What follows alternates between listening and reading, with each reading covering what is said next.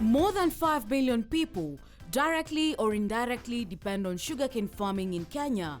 Most sugarcane farming is practiced in Western Kenya, though there are some sugarcane grown in Eastern and Rift Valley regions. To learn more about sugarcane, Farmers TV visited Kakamega County, the heart of sugarcane farming. Come along as we take you through the sugarcane farms in the counties of Western Kenya.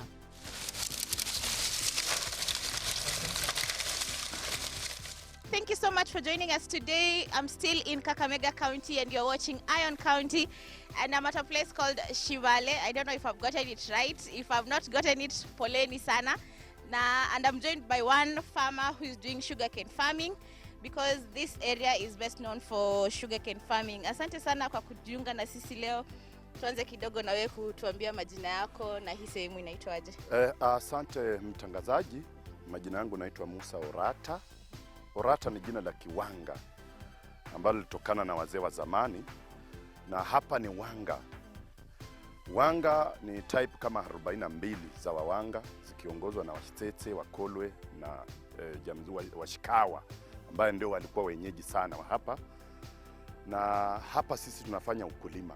Kama sasa vile uonavyo, tuna miwa, tunalima, tuna napier grass, chakula ya ng'ombe kwa sababu Mwanga kamili mpaka awe na ng'ombe. Na pia tuna mahindi ambayo tutakuonyesha tukitoka hapa. Mumias has always dominated sugarcane cultivation in Western Kenya, though there is some sugarcane found in Bungoma and eastern parts of Busia. Sugarcane is usually grown on plantations owned by sugarcane factories and an outgrower schemes. Jeremiah Okello is the Chief Officer of Agriculture, Irrigation and Cooperatives in Kakamega County. Takes us through the history of sugarcane farming in Western Kenya. If you look at the history of sugarcane farming, particularly in Western Kenya, you realize that sugarcane has been embraced differently in the region. If you go to this northern side of the farmers that supply their cane to the sides of West Kenya, Butali, their farming system is slightly different from what is happening in Bungoma and what is happening in Mumias. This is something that people are not so much aware about. There are farmers who have embraced cane farming as a business, and they are doing everything on their own.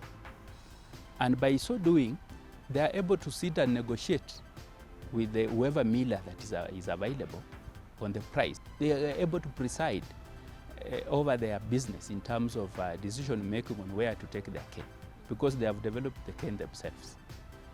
You go to the other side of Mumias and even neighboring Bungoma and even part of Busia, which is part of the Mumias sugar zone, you realize that right from the beginning, when the company began, the program of cane development was actually kind of purely owned by the company, partly by the company, and even at some point in the initial stages by an outgrower sugar organization, farmers organization, the outgrowers. And because of that, farmers were getting their inputs. They were being supported in terms of fertilizer, seed cane, and remember those are the two key inputs which are very costly. And when you talk about the cost of developing cane, you have to address those two. So the company was actually filling the gap for a very long period of time.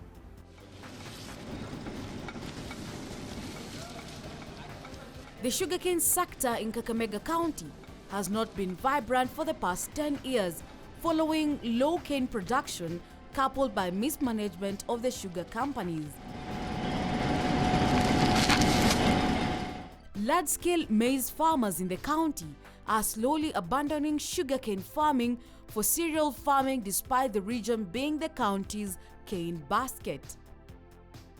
The county produces at least 5 million bags of the crop annually from over 107,000 acres.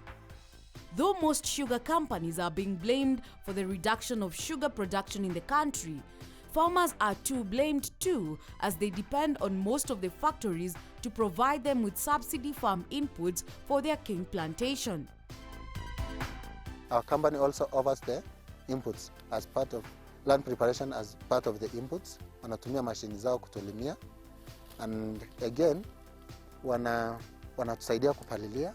So a farmer huwa anafanya tu a very little part nowadays, but those days huwa mkulima alikuwa anajilimia, anapalia mwenyewe, maybe Kenya alikuwa anaweza pata ni mbolea.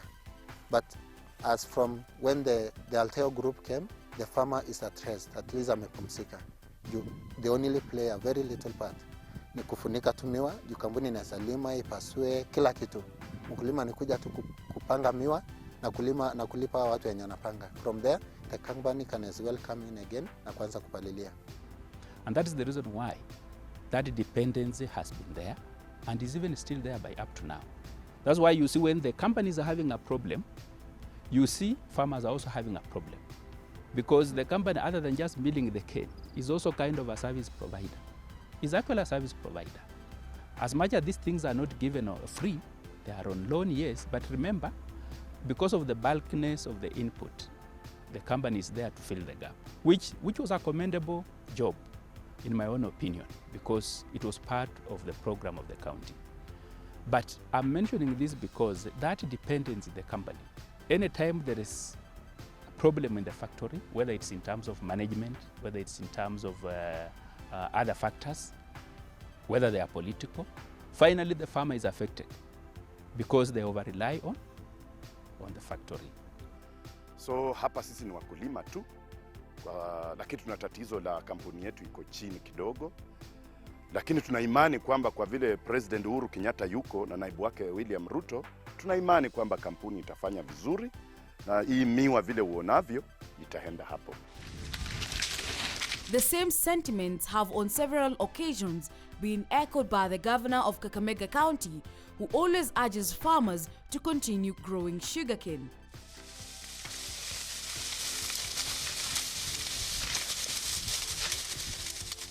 Hii mambo ya factory ya Mumias ilipoenda chini ndio ikaleta hizi shida nyingi katika Kakamega County. Na vile mnajua, rais alinichagua niwe co-chair wa hii kamati ya task force ya sukari. Tayari tumepata maoni kutoka kwenu. Tulikuwa hapo Mumias, mliona, na tumetembea nchi hii yote mahali wanakuza miwa.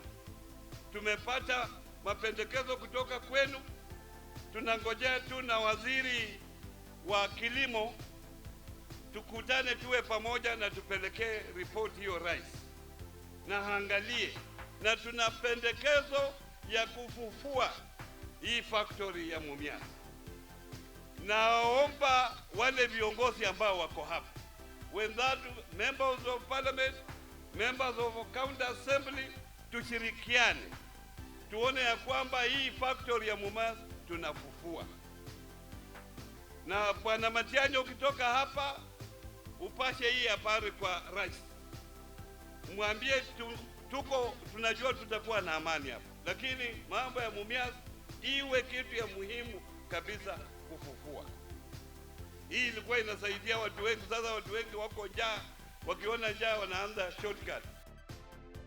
Commercial growing of sugarcane on large scale began in Miwani and Kibo's area of Kisumu district and Ramisi and Shimoni areas of Kwale district between 1902 and 1940s.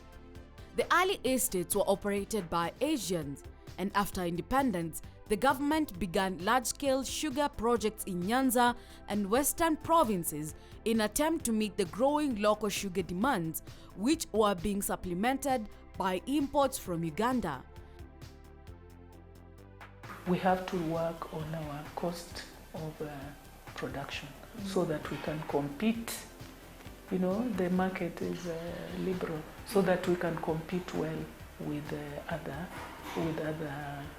sugarcane producing areas. Yeah? I'm sure you'll find some sugar is probably from Uganda and elsewhere is cheaper. It's because the production costs are lower compared to ours. So we need to look at probably the varieties of sugarcane that we are growing, probably early maturing, the fertilizer, you know, things that can bring production costs low so that our sugar can compete well with the sugar produced elsewhere. Yeah. There's a sugar bill within the county. I think just to, you know, to have efforts geared towards reviving the sector. Yeah, but I know our governor is really keen on having it revived because it's been a livelihood for most of the people in the county, a bigger section. Yeah. Sugar is a rough perennial grass of the tropical world. It is tall, stout cranes that grows to a height of about 3 meters and yields sugar. The crop is usually grown in fairly flat regions with temperatures ranging from 20 to 27 degrees Celsius. The crop also does well in areas with adequate waters and rainfall ranging from 1,200 to 1,500 millimeters.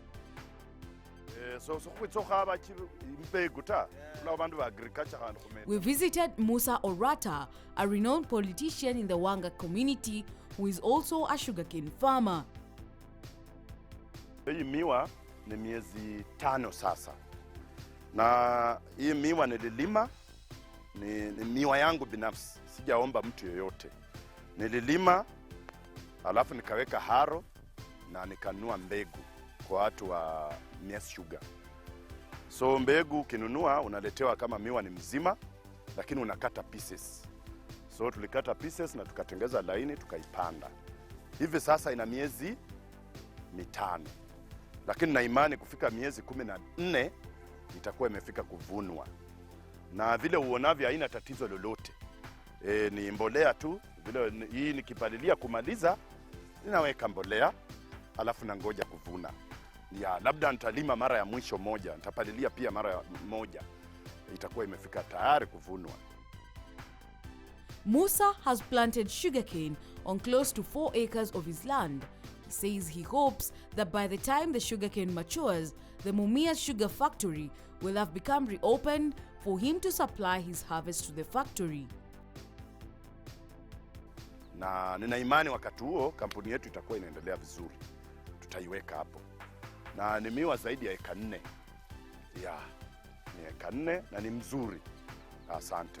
Ambaye hapa kando pia tuliweka nyazi ya ng'ombe kuzuia nyazi kuingia sana kwa miwa.